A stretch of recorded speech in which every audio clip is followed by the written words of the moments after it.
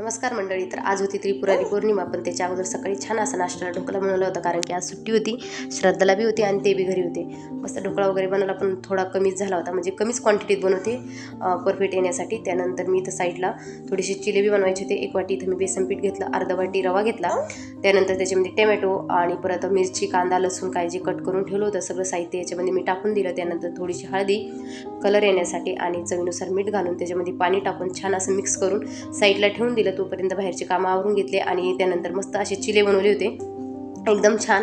आणि हे चिले ना दह्यासोबत किंवा शेजवान चटणीसोबत एकदम छान लागतात. मी तर शेजवान चटणीसोबत खात असते. त्यानंतर 1 हप्ता झाला घरात मी बिमार असल्यामुळे सगळं घरात पसार अस्तव्यस्त झालं होतं, थोडंसं आवरावर केली. आणि त्यानंतर मी निघाली मंदिरात. माझ्या ननंदबाई आल्या होत्या, त्यांच्यासमोर थोड्या गप्पा मारल्या, चहा पाणी झाला. आणि तसं बी आज त्रिपुरारी पौर्णिमा होती, मला मंदिरात जायचं. यांना म्हटलं तुम्ही बी चला, तर मग त्या बी येत होत्या माझ्यासोबत. पण त्याच्या अगोदर ना समूला 1 चक्कर दिली इथं. तर रोजचा हा रुटीन झाला आहे, समूला 1 किंवा 2 चक्कर द्यायच्या. तर पहिले त्याला चक्कर देऊन घेतली आणि त्यानंतर ना आम्ही निघालो मंदिरात. तर मंदिरात माझी जाऊ आणि पुढच्या ताईन माझी ननंदबाई होते. आम्ही अशा सगळ्याजणी मिळून मंदिरात आलो. त्यानंतर ना इकडं बेलाच्या झाडाला दिवा लावणं चालू होतं आणि इकडं ना पिंपळाच्या झाडाला आणि इकडं महादेवाचं मंदिर, म्हणजे सगळे झाडं इथंच आहे. महादेवाच्या मंदिरात गेलो तर बरीच गर्दी होती, तर म्हटलं चला आता दिवाना मधात पूजा करून घेऊ आणि दिवा वगैरे आपण बाहेरच लावून घेऊ, म्हणजे कोणाच्या साडीला काही हानी नको पोहोचायला.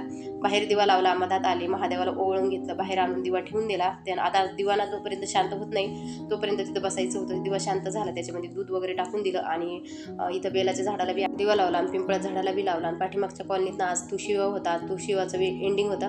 तर मग इथं आली होती मी आणि म्हटलं चला आता तुळशीविवाह आहे तर लग्न वगैरे लावून घेऊ, कारण की मी ना समर्थाला घेऊन आली होती इकडे.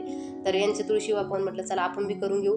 पण कविता म्हणत होती, म्हणजे कविता मला अगोदरच बोलत होती, पण म्हटलं आपल्याकडे काही साहित्यच नाही, पण मग छोटं मोठं जे काही होतं तेवढं आम्ही वाहून मस्त इथं तुळशीविवाह करून घेतला. त्यानंतर समूला दवाखान्यात घेऊन आली होती. श्रद्धाला दायबिली पाहिजे होती, मग तिला दायबिली घेतली.